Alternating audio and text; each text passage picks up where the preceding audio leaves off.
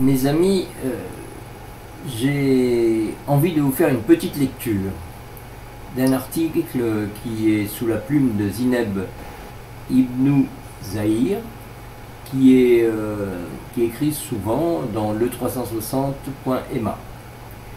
Elle écrit aujourd'hui « Le Covid-19, le virus qui tue le féminisme ». Et comme ça touche très directement l'objectif 5 des objectifs de développement durable, égalité des sexes, eh bien j'ai envie de vous le lire. Parce que nous sommes au Maroc, mais nous pourrions débattre, je l'espère, de cette chose-là plus largement un peu partout sur la planète. Voilà, donc je vais vous lire cet article, que je vous mettrai d'ailleurs en lien si vous voulez. Voilà.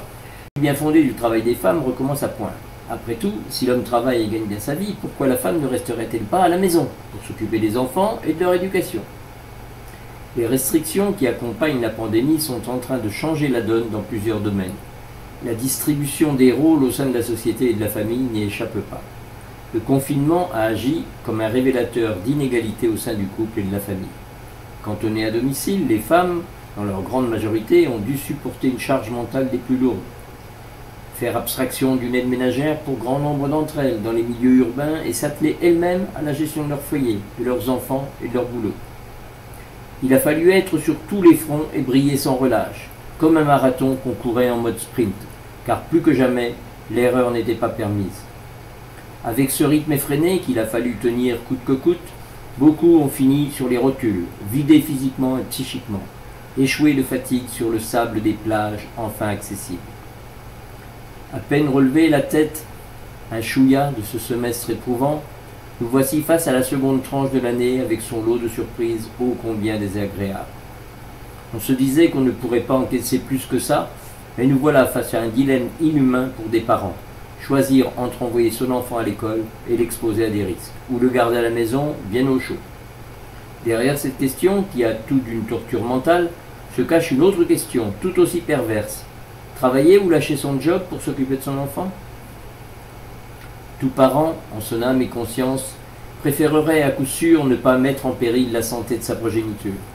Mais le fait est que 80% d'entre eux ont opté pour le présentiel, selon notre ministre de l'Éducation.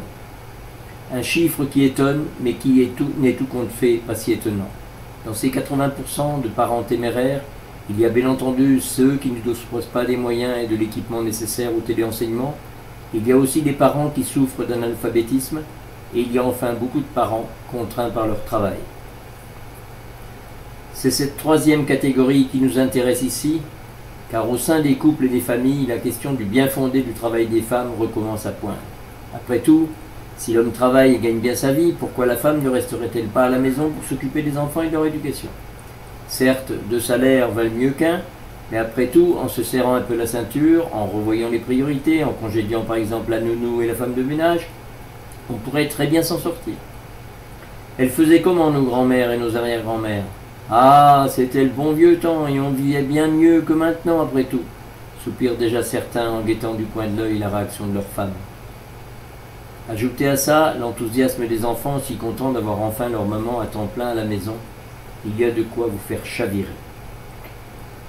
Alors, on se met à revoir notre copie, envisageant doucement mais sûrement de tourner le dos quelque temps à notre autonomie financière et donc à notre liberté, pour le bien des enfants. Étant entendu que ce choix qui doit être fait aujourd'hui est celui des femmes, et que la culpabilité qui s'invitera à la table des négociations sera le lot de celles qui choisiront de bosser et d'envoyer leurs enfants à l'école, face à cette situation à choix multiples, qui nous impose de cocher des cases en toute froideur, qui nous donne l'impression de marcher dans le noir en funambule, n'oublions pas cependant une chose, nous autres femmes. Nous avions toujours travaillé, que la loi reconnaisse notre travail ou pas, qu'elle nous impose d'avoir l'accord de notre mari ou pas, et surtout n'oublions pas non plus que dans les moments les plus sombres de l'histoire, quand les hommes partaient en guerre, ce sont les femmes qui faisaient tourner l'économie des pays. Alors, à cette heure sombre de notre histoire contemporaine, il est plus que jamais indispensable de ne pas tourner le dos à nos acquis et à nos droits, pour lesquels on se bat et qui dépendent entièrement de notre autonomie financière. Car au prétexte de s'adapter à une situation, on risque fort de régresser. À l'État et au gouvernement de trouver des solutions adaptées. Une loi pour protéger les salariés et parents, en cas de fermeture des écoles, un cadre pour promouvoir le télétravail, des aides sociales adaptées et une stratégie économique qui impliquera autant les femmes que les hommes sans risquer de s'écrouler à la fermeture éventuelle des écoles. Voilà l'article de Zineb. Et encore une fois, j'admire son écriture, sa plume. Elle a une plume très alerte, elle est très, très perspicace. Et ce qu'elle écrit en général, c'est exactement ce qui se passe dans notre société, le reflet de notre société. Tout au moins ici au Maroc, puisque c'est là que je suis en ce moment. Donc je vous ramène à l'objectif 5, égalité des sexes. Un beau débat, n'est-ce pas, à l'horizon. Je vais vous mettre ça en supplément à J-19. Je vais mettre une image ou deux, je vais mettre la page de cet article, donc 360. Merci mes amis.